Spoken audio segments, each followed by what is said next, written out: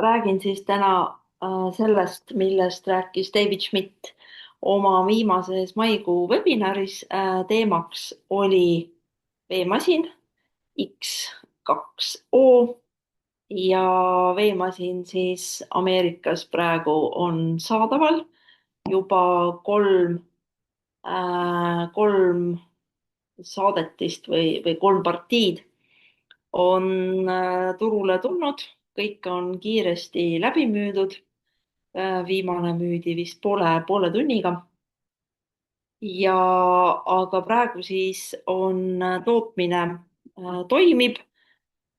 Meeles peab siis jah pidama, et veemasinat ei tooda mitte Lifewave, Lifewave teeb jätkuvalt plaastreid, aga veemasinaid toodab siis keegi allhankija ja kõik tehnilised probleemid on lahendatud, kõrvaldatud. Lihtsalt selle masina tootmine ei ole nii kiire protsess, kui on plaasrite tootmine.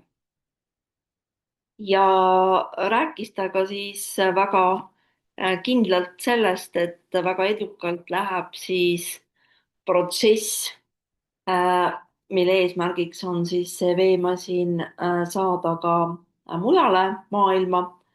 Nimetas ta siis kõige esimesena Euroopat, Jaapanit, Lõuna-Koread ja Austraaliat. Aga rõhutas, et see veemasin ei tule mitte kõigile turgudele.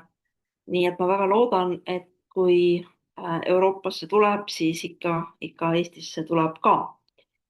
Ja käivad siis igasugused protsessid, mis puudutavad igasuguseid regulatsioone, seadusandlust ja seda erinevates riikides on siis erinevad nõudmised, et veemasin on hoopis teistsugune aparaat ja seal on siis, eks ole, garantii ja hooldus ja kõik need teemad vaja lahendada, nii et see on suur ettevõtmine, sellise täiesti teise toote turule tulek. Ja tõi ta siis näite selle kohta, et veemasin on tõesti võrdlemisi suur ja võtab ruumi, et üks veoauto täis tähendab tegelikult ainult 330 veemasinat. Siis ta rääkis ühest väga toredast asjast. Ameerikas juhtus see veana, aga kuna loomulikult olid kõik väga õnnelikud ja tagasiside oli äärmiselt positiivne, siis David Schmidt otsustas, et sama asi toimub ka siis mujal maailmas. Ehk et esimesel, kui siis veemasin tuleb teistele välisturgudele väljaspool Ameerika Ühendriike, esimesed 3000 veemasinat, nende siis PV punkti väärtus saab olema 3500 punkti. Normaalne on siis 2000. Nii et jah, esimesed masinad on eriti väärtuslikud. Siis ta rääkis natukene selle veemasina sünniloost. Nimelt tervelt 20 aastat on ta seda tehnoloogiat arendanud ja on siis tegemist tema elutööga. Mainis ka seda, et vahepeal on ta ka leiutanud uusi plaastreid, milledel siis käivad kliinilised uuringud ja katsetused praegu. Nii et kindlasti on ka plaastreid lisa tulemas. Aga miks see veemasin sai loodud? Põhjus oli siis selles, et David Schmidt tahtis luua tehnoloogiat, millega saaks valgust kehasse viia ja seda siis ka kehas nii-öelda vabastada. Ja leidis siis, et selleks sobib kõige paremini vesi. Vesi on siis nii-öelda transpordivahend või mehhanism. Ja siis muidugi oli küsimus, et millised vee lainepikkused, milleks on siis head. nii et seda kõike ta siis on siis 20 aastat uurinud ja rõhutas siis seda, et valgus tegelikult juba on meie kehades, absoluutselt kõigil inimestel on valgus keha sees, nimelt meie rakkudes. nii,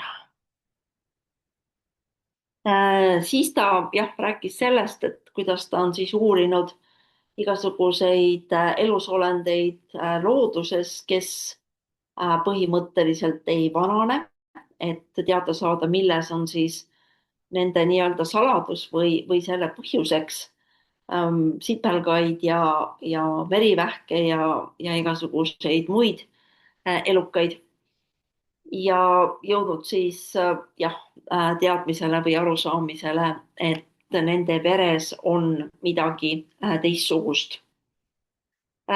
Siis ta rääkis sellest, kuna ta on ka palju piiblit uurinud, et piiblis, ma ei teagi, kuidas see eesti keeles on, The Book of Genesis, see on siis üks raamat piiblile lisaks, kus siis on öeldud, et elu on veres ja see oli siis peale suurt veeuputust, kui Jumal ütles Noale, et nüüd võivad inimesed süüa liha, aga mitte verd. ennem seda olid siis inimesed ainult taimetoitlased. Siis ta rääkis natukene gemaatriast ja nendest numeroloogilistest koodidest, mida siis võib piiblist leida. seda ma ümber jutustama ei hakka, et keda huvitab, saab siis ise seda originaalvideost järgi kuulata. Siis rääkis ta natuke sellest, et mis asi üldse on valgus, mida me valguse all mõistame. Ja valgus siis tegelikult kontrollib absoluutselt kõike meie kehas. ja meie inimestena ei suudaks eksisteerida, kui meie kehas ei oleks valgust.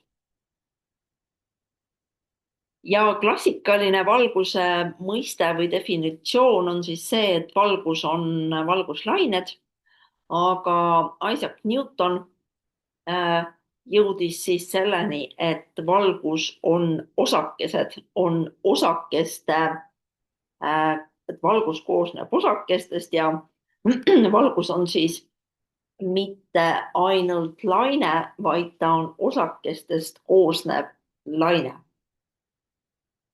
ja sinna siis jõudis ka Einstein. ja tegelikult siis valgus on kvantobjekt. ja kui me räägime siis sellest X2O veemasinast, veeseadmest, ahaa, see on siis esimene Moosese raamat, väga tore, aitäh, Book of Genesis. Et siis vesi moodustab justkui selliseid taskuid, mis siis lukustavad need valgusfootonid sinna vette. Siis see veemasin loomulikult vett puhastab, seal on kahefiltriline süsteem. kõige paremini sobib veemasinasse panemiseks kraanivesi. selleks ta ongi ideaalselt loodud, veemasinasse ei tohi panna aluselist vett. jah. ja toimub ka siis vee struktureerimine. selles iseenesest ei ole midagi erakordset, seda teevad ka teised veeseadmed, mis on hetkel turul olemas.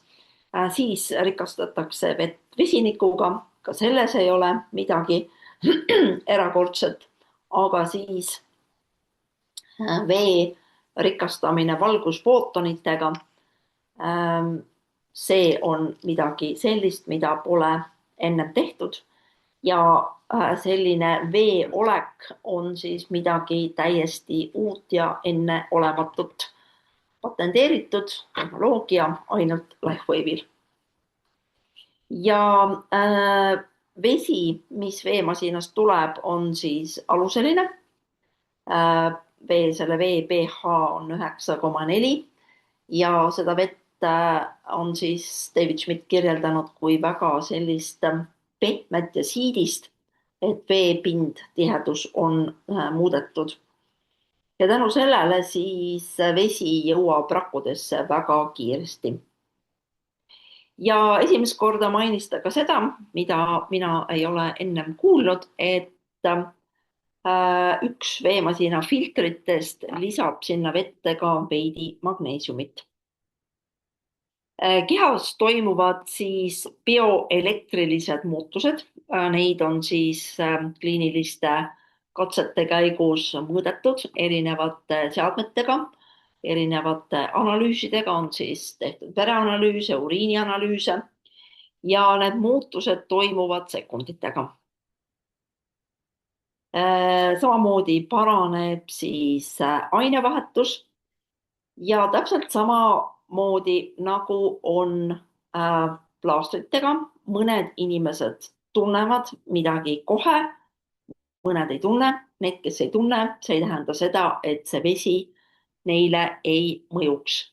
Lihtsalt meie oleme erinevad, meie tundlikkus on erinev ja meie kehad reageerivad, aga mida näitavad kliinilised uuringud, et 100% kõikide inimeste, kes on uuringus osalenud, kehades toimuvad registreeritud, mõõdetud muutused.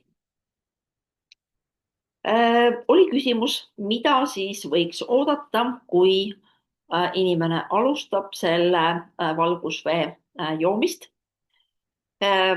Alustuseks siis see, et soovituslik kogus on klaas päevas. Ja just selle kogusega 1 klaas päevas on tehtud ka kliinilised uuringud. Oluline on juua vett tühja kõhu peale, soovitavalt siis esimese asjana hommikul.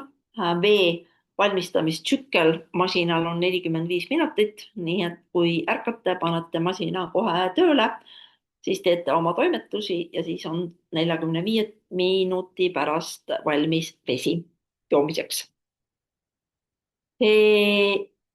Ja vesi siis, nagu ma ütlesin, liigub väga kiiresti teie rakkudesse, paraneb keha niisutus, veega varustatus, et tihtipeale on inimestel probleemiks see, et kehas ei ole piisavalt vett või kui on, siis see vesi ei jõua rakkudeni, ei imendu. Ja paranevad siis rakkude mitokondrite funktsioonid ja tõuseb siis energiatase, see kõrge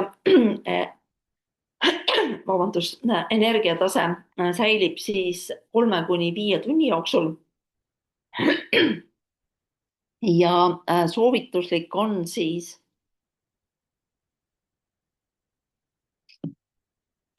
seda vett mitte juua peale kella 3 pärastlõunat. Põhjus lihtsalt see, et siis võib olla energiatase nii kõrge, et on raskusi magama jäämisega. Samamoodi toetab see vesi väga hästi sportlasi, paraneb sportlik sooritus, paraneb jõunäitajad, vastupidavus. Võimalik on kiiremini kasvatada lihasmassi. Ja kui inimene on siis alustanud selle ühe klaasiga päevas ja tunneb ennast suurepäraselt, võib siis liikuda kuni 2 klaasini. aga see vesi ei ole siis mõeldud nii-öelda asendama igapäevast joogivett, mida jah, inimene peaks jooma tunduvalt rohkem kui 2 klaasi vett päevas. Põhjus, miks seda vett siis ei ole soovitav rohkem juua, on siis tema tugev keha puhastav toime, keha detoks põhimõtteliselt koheneb. väga paljud inimesed juues ära joonud klaasi vett peavad minema siis kohe kiiresti WC-sse. eraldi palus David Schmidt olla ettevaatlik inimestel, kellel on käimas keemiaravi. Nende kehades on tohutu kogus erinevaid toksiine ja nende toksiinide nii-öelda lahtipääsemine kehasse võib olla suhteliselt ebameeldiv. nii et sellistel inimestel võiks soovituslik kogus olla pool klaasi. David Schmidt rääkis ka sellest, et üldse nende soovitustega peab olema taaskord väga ettevaatlik. ja ta ütles, et üritatakse leida viisi, kuidas siis ametivõimudele jälle oleks meelepärane, et kuidas neid soovitusi saaks jagada, ilma siis jälle, et ei oleks tegemist meditsiiniliste väidetega. rääkis siis jah sellest, et selle tugeva kehapuhastusefekti taga on siis hapnik. hapnik teatavasti on väga tugev antioksüdant, väga võimas. Siis ta rääkis natukene sellest, et mis on selle masina nii-öelda väärtus, masina hind. Ameerikas on siis $5500, et mida siis inimene selle raha eest saab nii-öelda. kõigepealt ta soovitas siis arvutada välja ühe veeklaasi maksumus ja et see ei ole üldse nii kallis. ja põhimõtteliselt siis hinnaklass on sama, mis teistel veepuhastussüsteemidel, mis on hetkel turul saadaval, aga kasutegureid on oluliselt rohkem. ja tugeva vananemisvastase toimega, nagu kõik teisedki LifeWave'i tooted, on ka siis valgusvesi. David Schmidt küsis ka siis sellise küsimuse, et kas kuulajad teavad, milline osa meie kehast on selline, mis ei vanane. ja vastuseks on siis valgus. valgusfootonid on igavesed, on surematud ja seda valgust meie siis oma rakkudes kanname. rääkis ta siis sellest, et see veemasin X2O esindab või toob siis inimestele lootust, et ei ole vahet, milline on inimese konditsioon või tervislik seisund, kui vana on inimene, alati on lootust, et tervist saab parandada. loomulikult igasuguseid paranemiskogemusi jah, ei saa väga vabalt jagada, et jälle mitte sattuda siis ametivõimudega vastuollu. aga jah, inimeste energiatase paraneb, mitte ainult füüsiline, vaid ka mentaalne selgus. jah, verevarustuse paranemine. nii et valgusega rikastatud vesi, mida toodab siis masin X2O, tagab siis parema elukvaliteedi. ja siis ta rääkis ka sellest, et neid kohe peagi siis ka Eesti Euroopa turule jõudvaid Celergise joogisegusid on soovitav selles vees siis lahustada just nimelt selleks, et kuna see vesi on siis väga kiiresti imenduv ja imendub rakkudesse, siis ka kõik need Celergise'is olevad mineraalid ja muud koostisosad imenduvad kordades kiiremini.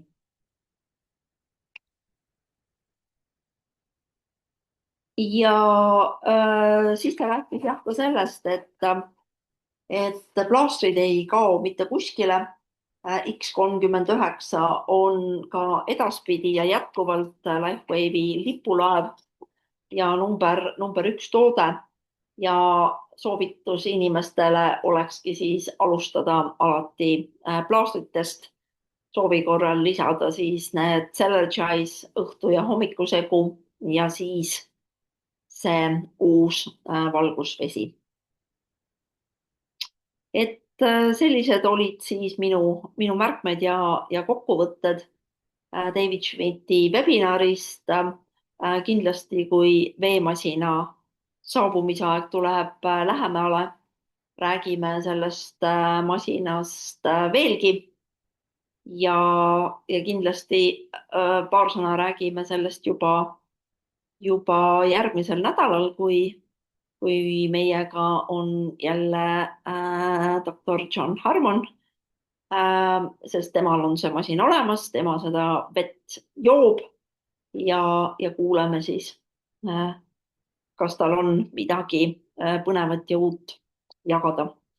Nii et aitäh teile kuulamast ja selline oli siis seekordne jutuajamine uue